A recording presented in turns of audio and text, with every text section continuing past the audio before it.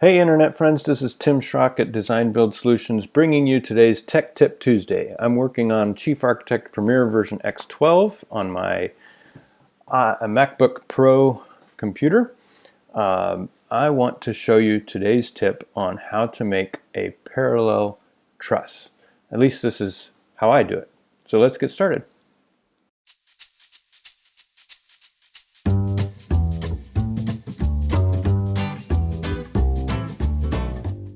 Here we are. We've got the model set up. I've got the roof. I've got the room with no flat ceiling over this room and a roof over this room. That's fine.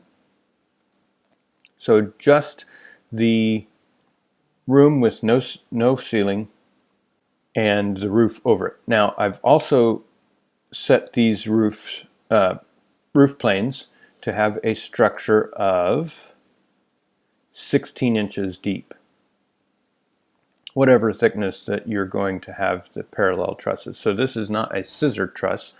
The top and bottom chord are parallel with each other. A scissor truss would have the bottom chord is usually like 2 inches less per foot of run. So if you've got an 8/12 pitch roof on top, you might have a 6/12 pitch below. In this case, I've got a 3/12 roof and a 3/12 ceiling.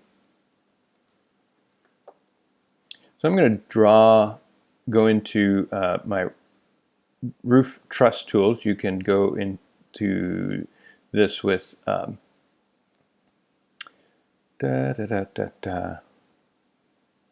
build framing roof truss. There we go. Build framing roof truss. And I'm just going to click and drag across here. It's going to draw truss TR1. Let's take a section looking at TR1.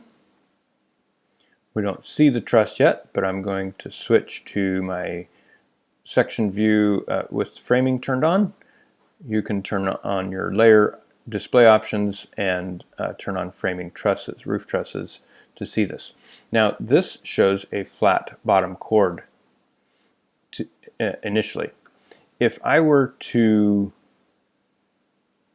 draw a ceiling plane beneath this roof plane, the roof trusses probably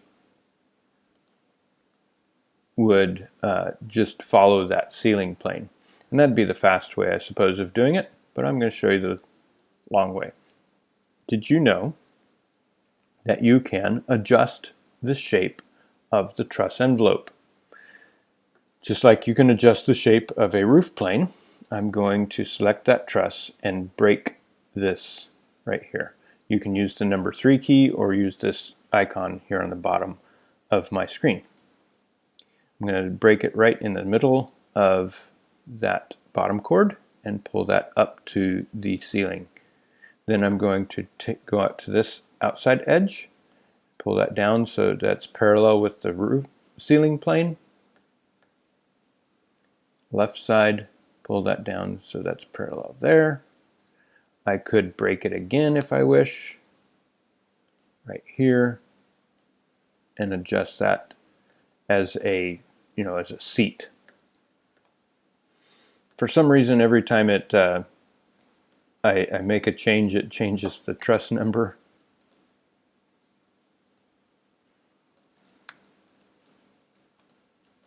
And there is your new truss. So we could double click on this. If I force truss rebuild, it'll probably go back to a flat. Nope. Okay. Now I'm just going to select it and lock this truss envelope and webbing.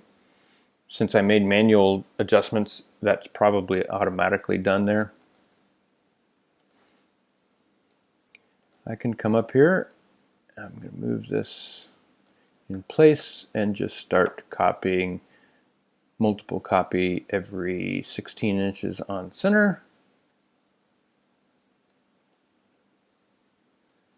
And there is my, let's undo that because it's, sometimes that multiple copy doesn't quite work. So I'm going to do a transform replicate, and I'm going to copy, let's say 20 times. I'm moving down on the screen, so that's a negative y, minus 16 inches on center. Y delta every 16 inches. It's going to put 20 copies. And that works much better than the multiple copy situation.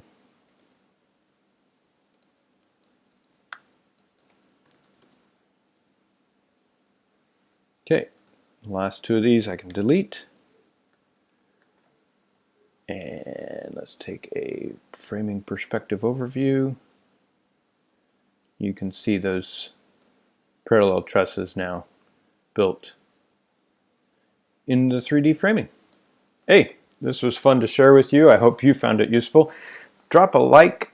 As always, subscribe and hit the notification bell so that you get notified each time that I drop one of these Tech Tip Tuesday videos.